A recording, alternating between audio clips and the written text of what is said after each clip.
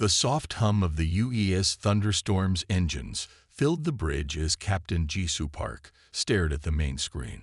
Her fingers tapped slowly on the armrest of her command chair. The massive battleship drifted through space, its dark hull reflecting distant starlight. "Captain, we're getting a priority message," called out Communications Officer Kita, his hands moving quickly across his console. "It's encrypted, very encrypted." Jisoo straightened in her chair. "Source." "That's the strange part," Kita said, frowning at his screen. "It's coming from Earth Central Command, but through channels I'd never seen before." First Officer Han Bin Lee moved from his station to stand beside the captain's chair. His usual calm expression showed hints of worry. "Should we decrypt it here on the bridge?" "Do it," Jisoo ordered. She had learned to trust her gut feelings over her 15 years of service, and right now, her gut was screaming that something was very wrong. The main screen flickered to life. The aged face of Admiral Song appeared, his expression grim. "Captain Park, if you're receiving this, then our worst fears have come true. The Galactic Council has made their move." Jisoo felt her heart skip a beat. The Galactic Council, the supposed peaceful alliance of advanced alien species, had always treated humans with barely hidden contempt. They called Earth a developing world and restricted human ships to just a few trade routes.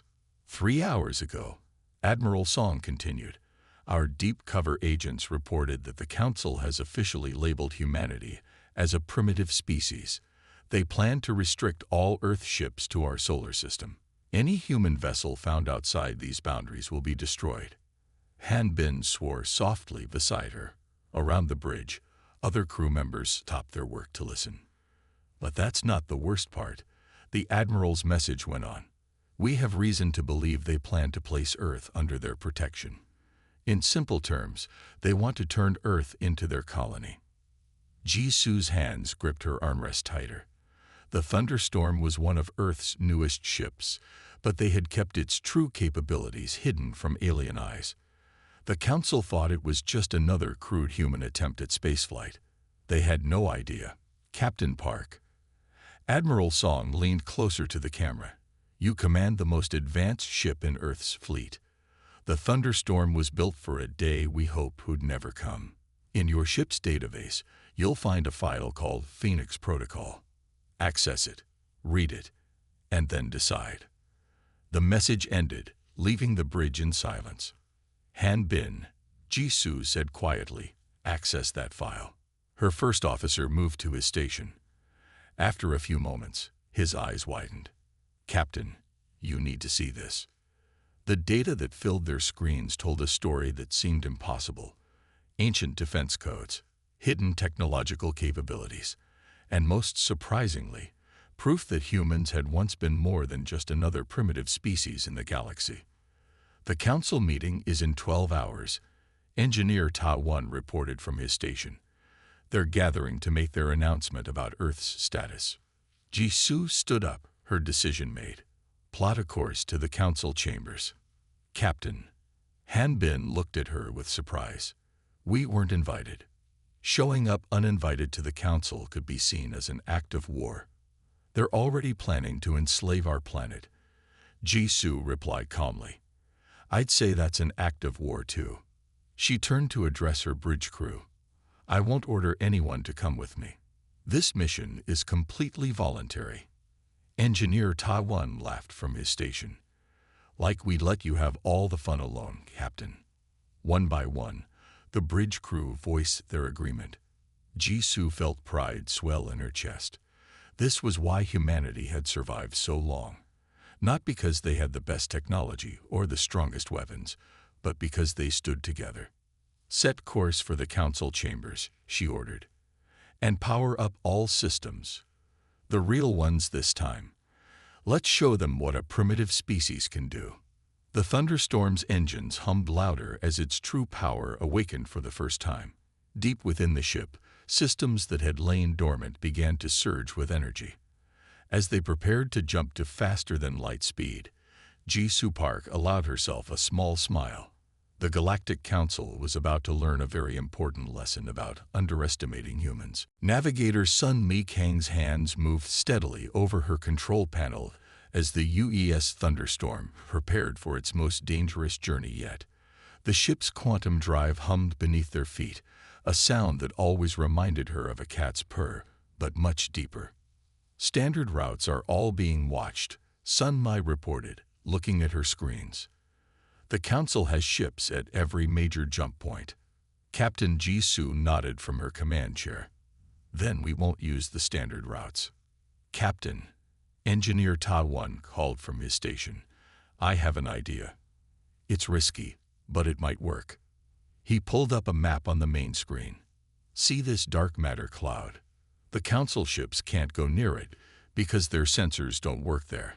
But our quantum drive is different. Jisoo leaned forward. How different?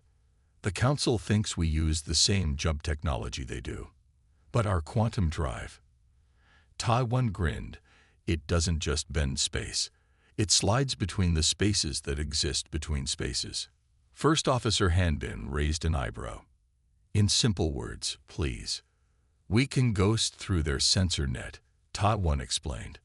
Like walking through a wall that everyone else thinks is solid.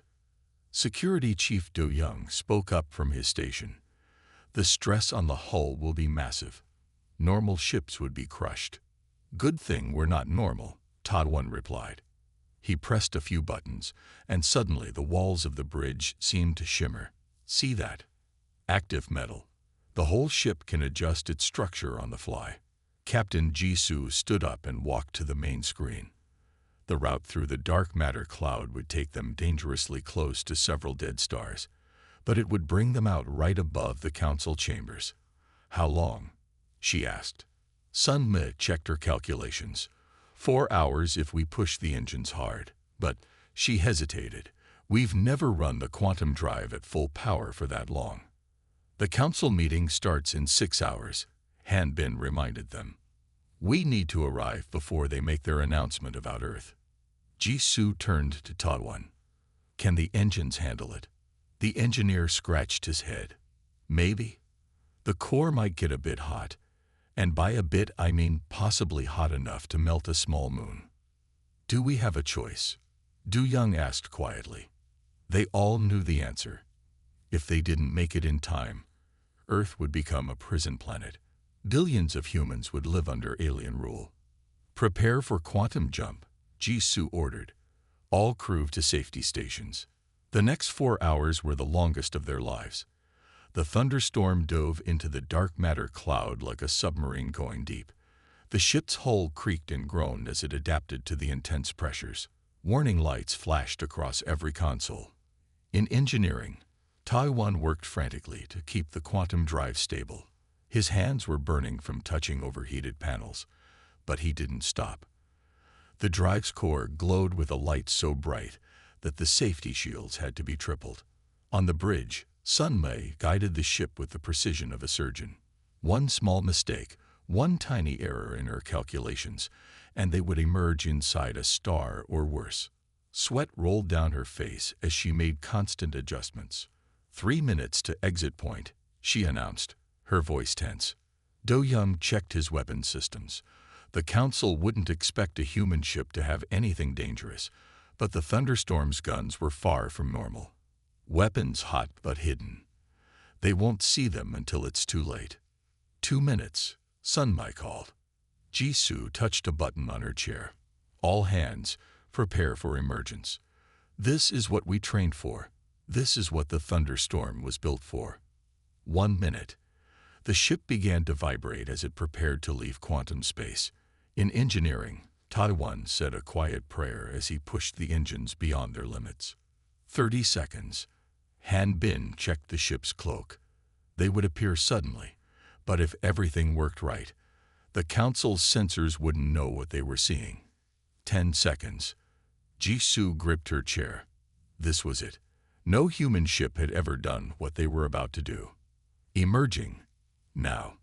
The thunderstorm burst into normal space, like a whale breaching the ocean's surface. The massive ship appeared directly above the Council chambers, its dark hull blocking out the starlight. Inside the council building, thousands of alien sensors suddenly went crazy. Something big had just appeared, something that shouldn't exist. On the Thunderstorm's bridge, Captain Jisoo allowed herself a small smile. "Send the message," she ordered. The time for hiding was over. Humanity was about to show its true face to the galaxy. The Grand Council chamber was packed with aliens from 100 different worlds. Tall, short, scaled, furred. All of them thought they were better than humans. They sat in their fancy chairs, talking about Earth's fate like they owned it. Then the ceiling went dark. "What is that?" asked a blue-skinned council member, pointing up through the clear dome of the chamber. Above them, the UES Thunderstorm hung like a metal mountain in the sky. Its dark hull seemed to eat the light from nearby stars. No one in the chamber had ever seen a ship so big, especially not from primitive humans. Inside the Thunderstorm, Captain Jisoo watched the chaos unfold on her screen. The council members were running around like scared children. Some were calling for their ships. Others were hiding under their seats. "Weapons Officer Yunji," Jisoo called. "Show them we mean business."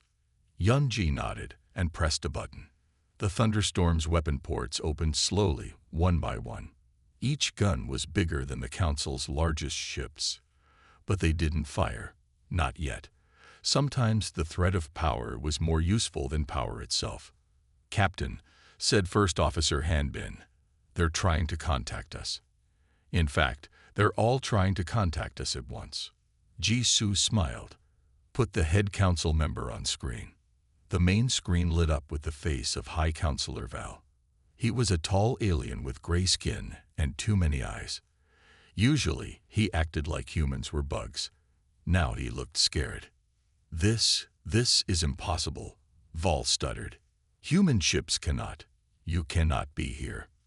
"Clearly," Jisoo replied calmly. "You don't know much about humans." Down in the chamber, something interesting was happening. One of the council members stood up. It was Rayon Yang, who looked human because she was human. She had been Earth's secret spy in the council for years. "High Counselor," Rayon called out, her voice strong and clear. "Perhaps now would be a good time to tell everyone why you really wanted to lock Earth away." Val's many eyes blinked rapidly. "Silence. You have no right to speak here." "I have every right," Rayon said. She pulled out a small device and pressed a button. Suddenly, the chamber's big screens came to life, showing secret files and hidden messages. On the Thunderstorm's bridge, First Contact Specialist Minako leaned forward. "Captain, those files. They're showing the Council's real plans. They weren't afraid we were too primitive. They were afraid we were advancing too fast." The evidence was clear. The Council had watched Earth grow stronger year by year. They had seen humans solve problems that took other species centuries to figure out, and it scared them. "Look at this," Minna pointed to one file. They discovered something else too. Ancient records showing humans were once space travelers. Long ago. Jisoo stood from her chair. This was their moment. "Open a channel to the whole chamber," she ordered. When she spoke, her voice boomed through the council chamber like thunder. "Members of the Galactic Council, you planned to turn Earth into a prison because you were afraid. Afraid of what we might become.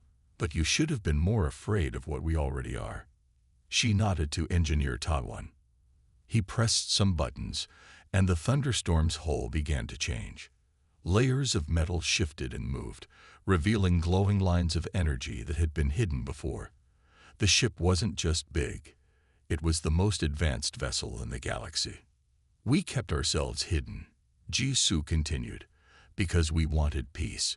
We joined your trade routes, followed your rules, and acted the part of a young species. But today, you forced our hand." In the chamber, Rayon was showing more files. They proved that some council members had been breaking their own laws, hoarding technology, and hurting weaker species. "So now you have a choice," Jisoo said. "We can fight. And believe me, this ship is just the beginning of what Earth can do. Or..." She paused, letting them all worry about what she would say next. Or we can start over. Make a new council, one that treats all species fairly, one that helps younger civilizations grow instead of keeping them down, one that remembers why we all reached for the stars in the first place. The chamber was completely silent. No one moved. No one spoke. Then Rayon stood up again. "I vote for a new beginning," she said. One by one, other council members began to stand. Not all of them, but enough. Change was coming to the galaxy, whether the old leaders liked it or not. On the Thunderstorm's bridge, Jisoo allowed herself to relax just a little. The hard part was done. Now the real work could begin. Captain Jisoo Park stood in the center of the council chamber. Her black uniform made her stand out among the colorful robes of the alien council members. The massive shape of the Thunderstorm still hung above them through the clear dome, a constant reminder of human power. "You wanted to know how we built such a ship?" Jisoo asked the silent room. "Let me show you." She nodded to Rayon Yang, who connected a small device to the chamber's main computer. The giant screens came alive with images that made the alien council members gasp. 3 years ago, Jisoo explained, "we found something buried deep under Earth's oldest city. A message left by our ancestors. We weren't always the primitive species you thought we were." The screen showed ancient ruins, covered in writing that matched patterns found on a dozen worlds across the galaxy. High Counselor Val's many eyes widened as he recognized the symbols. "Impossible," he whispered. "Those are the marks of the Guardians." "Yes," Jisoo said firmly. "The ones you call the Guardians. They were human." The chamber erupted in shocked voices. The Guardians were legends, peacekeepers who had protected the galaxy long ago, before they mysteriously vanished. First Officer Hanbin stepped forward with more proof. "We found their ships, their tools, their knowledge, all hidden on Earth. Our ancestors chose to start over, to grow again from the beginning. But they left us everything we would need when the time was right." Rayon touched another button, and new images appeared. They showed council ships attacking peaceful worlds, stealing resources, breaking every rule they claimed to protect. "While you were watching us," Rayon said loudly, "we were watching you. Every secret meeting, every broken law, every lie you told, we saw it all." High Counselor Val jumped to his feet. "These are tricks. Lies. Guards, arrest them." But when the guard stepped forward, Weapons Officer Yunji touched a control on her wrist. A soft blue light filled the room, and the guards found they couldn't move. "Gravity control," Yunji explained with a small smile. "Just one of the things we learned from our ancestors." Engineer Ta Won's voice came through Jisoo's communicator. "Captain, should I show them what else the ship can do?" "Not yet," Jisoo replied. She looked at the frightened council members. "We didn't come here to fight. We came to fix what's broken." She walked to the center of the room and pressed a hidden button on her uniform. A hologram appeared, showing a new design for the galaxy's government. One where no species could control another, where knowledge was shared, not hoarded. "Your current council is corrupt," she said simply. "You've forgotten what it means to help others grow. You take what you want and call it protection. That ends today." Rayon stood beside her. Half of the council members already support this change. They're tired of the lies too. High Counselor Val looked around desperately, but he could see he was losing control. More and more council members were nodding at Jisoo's words. "What will you do?" he asked bitterly. "Replace us all with humans?" Jisoo shook her head. "No. We'll work together, all species, as equals. The strong will help the weak grow stronger. Knowledge will be shared, not stolen. And if anyone tries to take control like you did..." She looked up at the thunderstorm. "Well, we'll be watching." An older council member stood up slowly. He had green scales and wise eyes. "I have seen 1,000 worlds," he said in a deep voice. "But never have I seen a species hide their power to protect peace. The humans could have conquered us years ago. Instead, they waited, watched, and gave us a chance to change. He bowed to Jisoo. I vote for the new council. One by one, more members stood and voted. Even those who had supported Val changed their minds when they saw the proof of his crimes. Val looked around one last time, then ran for the door. But Rayon was faster. She pressed another button, and a force field appeared, trapping him. High Counselor Val, Jisoo said calmly, you are under arrest for crimes against the galaxy. You will face trial under the new laws. Fair laws. As guards led Val away, Jisoo felt the weight of history on her shoulders. Humans had hidden their true nature for years, playing the role of a young species. Now they would help build something better. The age of lies was over. The age of true cooperation was about to begin. Chief Science Officer Junho Shin stood in front of the Council's ancient library. His hand shook slightly as he connected his tablet to their main computer. After years of hiding their knowledge, it was finally time to reveal everything. The files are unlocking. Junho called out to Captain Jisoo. There's so much here, our whole history. The giant screens in the council chamber lit up with images from Earth's forgotten past. They showed massive cities that touched the stars, ships that could cross galaxies in days, and humans working alongside alien species as friends and equals. 10,000 years ago, Junho explained to the silent room. Humans weren't just part of the galaxy's people. We were their protectors. He pulled up an old star map. It showed Earth at the center of a vast network of worlds. We didn't rule these worlds, he said. We helped them grow. We shared our knowledge. We kept the peace. Rayon Yang stepped forward. But something went wrong, didn't it? Junho nodded sadly. A group of species got greedy. They wanted our technology for themselves. They didn't want to earn it. They wanted to take it. He looked directly at several council members who shifted uncomfortably in their seats. The war lasted for 100 years. Junho continued. Our ancestors could have won easily, but they saw how the fighting was hurting younger species, destroying worlds that had done nothing wrong. The screens showed the final battle. Thousands of ships surrounded Earth, but instead of fighting, the human ships simply vanished. They made a choice, Junho said softly. They hid their technology on Earth, erased their own memories, and started over. They believed that one day, humans would grow up again, learn again, and maybe do better this time. First Officer Hanbin touched a control panel, and new images appeared. They showed hidden bunkers under Earth's cities, filled with ancient ships and tools. We found the first bunker 5 years ago, he explained. That's how we built the Thunderstorm. It's not just a ship. It's a mix of old knowledge and new ideas. The green-scaled council member who had supported them earlier raised his hand. But why reveal this now? Why not stay hidden? Captain Jisoo stepped forward. Because history was repeating itself. The council became what our ancestors fought against. Bullies who hurt weaker species. We couldn't stay quiet anymore. Junho pressed another button. The screens filled with data about current council members. It showed how they had stolen technology from developing worlds, how they had threatened peaceful species, how they had hoarded knowledge that could have helped millions. Your own laws say that advanced species must help others grow, Junho said. But you broke those laws. You became the very thing the old council was created to prevent. He walked to the center of the room and placed a small crystal on the floor. It projected a huge image of the galaxy, showing thousands of worlds that needed help.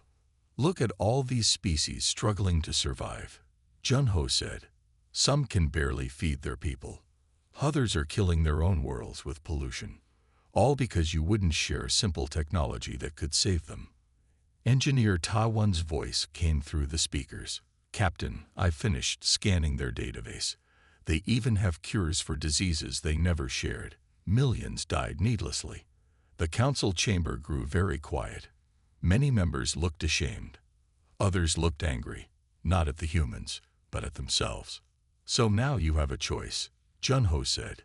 You can keep living with these lies, these secrets, or, he held up his tablet, we can share everything. All of humanity's old knowledge, all our new discoveries. We can teach any species that wants to learn. Rayon smiled. And this time, we'll do it right. No species will be left behind. No one will have to steal or beg for help. We'll grow together. One by one, council members began to stand. They had seen enough. The old way of doing things was over. Jun-Ho looked at all the knowledge waiting to be shared and felt hope fill his heart. Humanity's greatest strength had never been their technology. It had been their willingness to help others, to lift up those who needed it. The age of secrets was ending. The age of sharing was about to begin. And this time, they would make it last. The council chamber looked very different now. Where there had once been separate sections for different species, now everyone sat mixed together. Captain Jisoo stood at the center, ready to show them something that would change everything. You've seen our history, she said. Now let me show you our future. She nodded to Security Chief Do-Young, who pressed a button on his uniform. Suddenly, the thunderstorm above them began to change. Its dark hulls split apart like a flower opening in the morning sun. Inside, a bright blue light pulsed like a heartbeat. This, Do-Young explained, is what we call the Peace Corps. It's not a weapon. It's something much more powerful. Engineer Ta-Won's voice came through the speakers. Activating demonstration mode. The blue light spread out from the ship in gentle waves. As it touched each person in the room, they felt something strange. They could understand each other perfectly, without any translators or devices. The Peace Corps doesn't just translate words, Do-Young said. It helps us understand each other's feelings, fears, and hopes. It's impossible to hate someone when you truly understand them. Many council members gasped. Some had tears in their eyes. For the first time, they could feel what other species felt. But that's just the beginning, Jisoo said. She turned to Ta-Won. Show them the rest. The engineer activated more of the ship's hidden systems. Holograms appeared around the room, showing new types of ships, clean energy systems, and medical devices that could cure almost any disease. We're not keeping any secrets anymore, Jisoo announced. All of this technology is yours too. But, she paused, making sure everyone was listening. There are rules. First Officer Hanbin stepped forward with a simple tablet. On it was a new agreement, a new way for species to work together. Rule 1, he read. All technology must be used to help, never to hurt. Any species that uses these gifts to make weapons will lose access to everything. The council members nodded. After feeling each other's emotions through the Peace Corps, the idea of hurting each other seemed wrong. Rule 2, Hanbin continued. Every species that receives help must agree to help others when they can. Knowledge isn't just given, it's passed on. Rayon stood up. Think about it. If each species helps just 2 others, soon the whole galaxy will grow stronger together. Rule 3, Hanbin said. No more secrets. No more lies. Every discovery, every advance, must be shared with all peaceful species. Do-Young touched another control, and the Peace Corps' light changed color. Now they could all see golden lines connecting different worlds, showing how they could work together. We don't want to rule the galaxy, Jisoo said firmly. We want to help it grow. But this time, we're not doing it alone. She walked to the former High Counselor's chair, now empty after Val's arrest. With one quick move, she broke it apart. The pieces fell to the floor with a loud crash. No more High Counselors, she declared. No more species thinking they're better than others. From now on, we work as equals. The green-scaled council member who had supported them stood up. I suggest we create a new position instead. Not a ruler, but a teacher. Someone to help us learn how to use all this new knowledge wisely.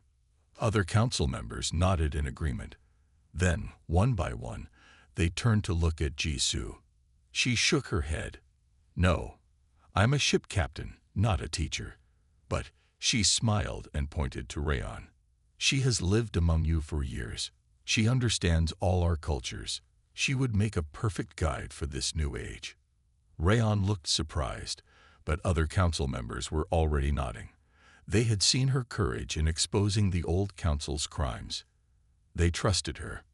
I accept, Rayon said quietly, but only if we all agree to the new rules. No exceptions. The vote was quick and unanimous. Even species that had once hated each other joined hands, or claws, or tentacles, to show their support. Above them, the Thunderstorm's Peace Corps pulsed brighter, its light touching more and more worlds.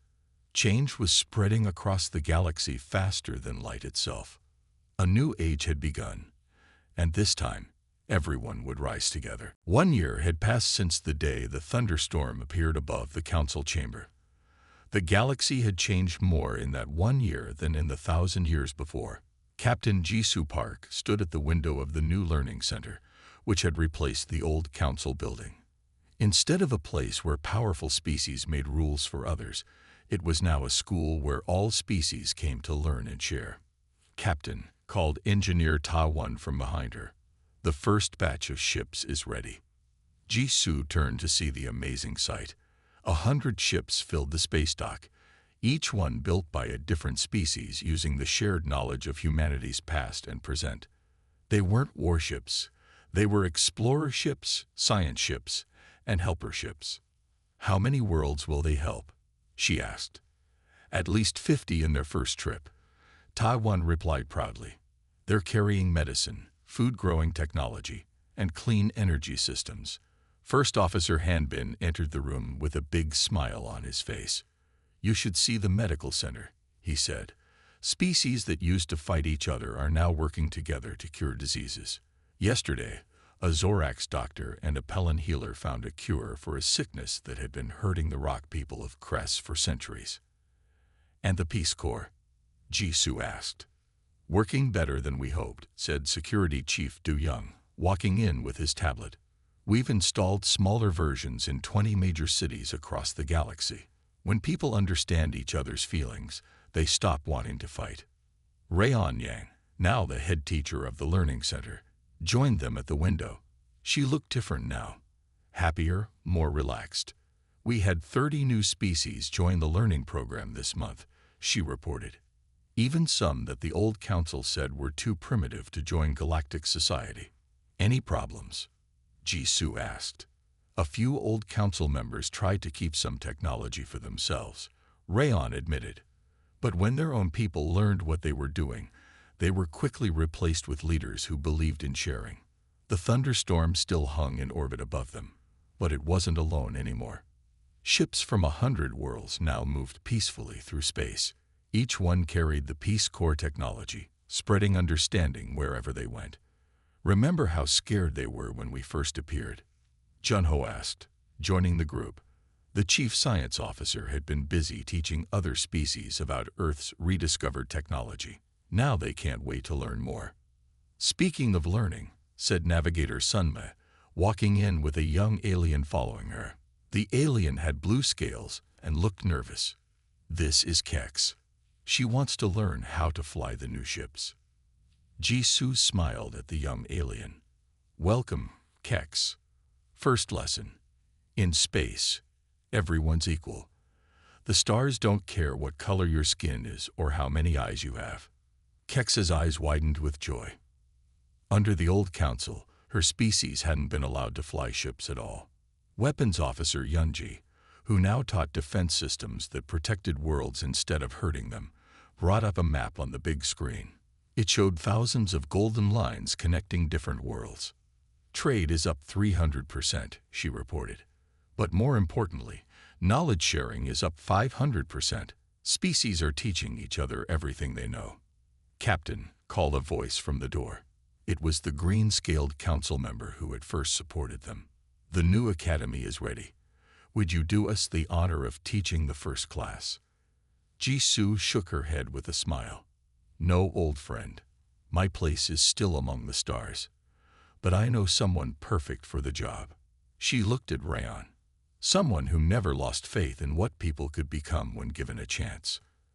As they watched more ships take off, carrying help and hope to distant worlds, Jisoo felt pride fill her heart. The thunderstorm had appeared as a weapon of war, but it had become something very different, a symbol of peace. Humanity had remembered its past, but they hadn't repeated old mistakes. Instead of ruling the galaxy, they had taught it to rule itself. Instead of keeping power, they had shared it. The stars shined brighter now, or maybe it just seemed that way. After all, when everyone works together, even the darkness of space doesn't seem so dark anymore. The galaxy had changed forever. And this time, it had changed for the better.